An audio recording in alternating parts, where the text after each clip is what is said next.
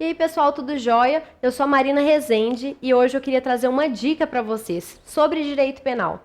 Você já deve estar sabendo que houve uma alteração legislativa, a Lei 13.968 de 2019, que alterou de forma grande a legislação do Código Penal, especificamente em relação ao artigo 122 do Código Penal.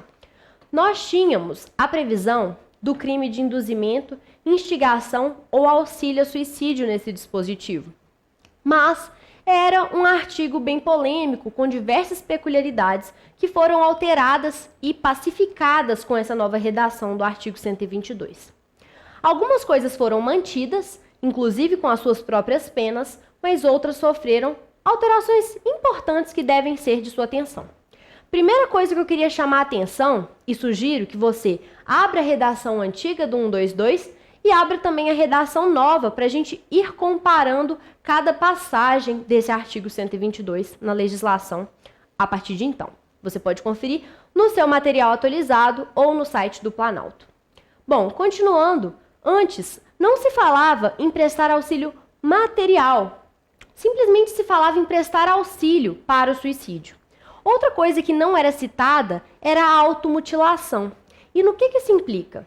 Na redação antiga do artigo 122, era necessário que o crime resultasse ou em morte, ou seja, se o suicídio se consumasse, ou lesão corporal de natureza grave. Lembrando que, quando o legislador só fala lesão grave, ele está falando do gênero, ou seja, vamos incluir aqui também as espécies lesão grave ou gravíssima. Até esse momento, o Código Penal não falava em lesão corporal gravíssima. Esse era o entendimento doutrinário, essa nomenclatura, e também havia essa previsão em leis especiais. Mas, no próprio Código Penal, não havia essa classificação. De toda forma, estava presente o gênero, então estava incluído tanto a lesão corporal grave quanto a gravíssima.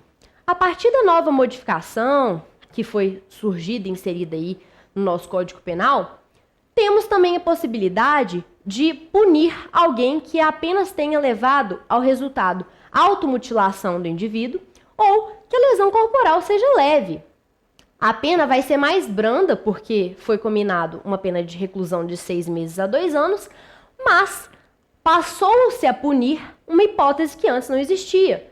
Então, houve a criação de uma novatio legis impejus. Até esse momento, somente se punia se houvesse esse resultado de lesão grave ou gravíssima ou resultado morte, mas não mais. Esse artigo também solucionou uma questão doutrinária que dava bastante polêmica, a questão do discernimento, e explorou isso de uma forma bastante válida. Antes a gente discutia se a vítima desse potencial crime do artigo 122 tivesse uma idade muito baixa, se ela fosse uma criança, por exemplo, se seria realmente caso de se falar de crime de induzimento, instigação ou auxílio ao suicídio.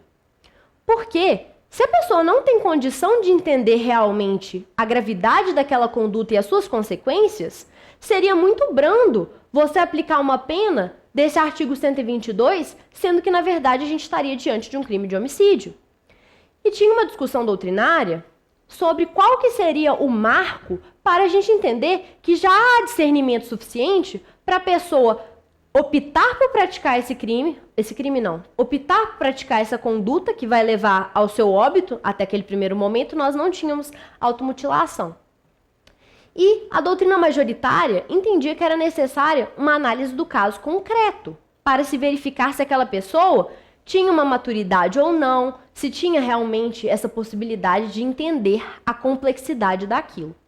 Até porque pessoas de idades diferentes têm posicionamentos diferentes, amadurecimentos diferentes.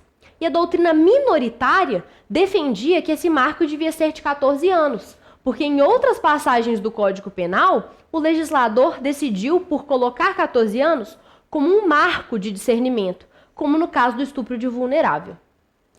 Aí, com a chegada dessa lei 13.968 de 2019,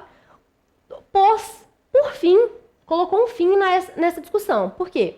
Ele, em seus parágrafos, acabou por trazer a hipótese tanto de haver uma lesão corporal gravíssima contra uma pessoa menor de 14 anos e trouxe também outras hipóteses em que não haveria esse discernimento, mas escolheu especificamente esse prazo de 14 anos como o limite etário, conforme a doutrina minoritária defendia antigamente. Falou também de pessoas que tivessem enfermidade, deficiência mental, sem o discernimento, que seria a peça-chave aqui nesse momento, ou que não conseguisse oferecer resistência, e ia responder pelo artigo 129, parágrafo 2º, que seria o artigo que fala sobre a lesão corporal gravíssima. E, por fim, ele falou sobre o resultado morte, e também traçou esse limite etário de 14 anos. Então, agora, a gente não tem que ficar se questionando se vamos analisar o caso concreto ou se vai ter uma idade fixa. O legislador tomou conta disso para a gente e já resolveu. E convido vocês a fazer uma leitura do dispositivo na sua integralidade, porque foram criadas novas formas de aumento relacionadas principalmente com questões de rede mundial de computadores, redes sociais, e inovou no nosso ordenamento jurídico. Compare as redações, veja as modificações que ficaram mais gravosas e não se confunda.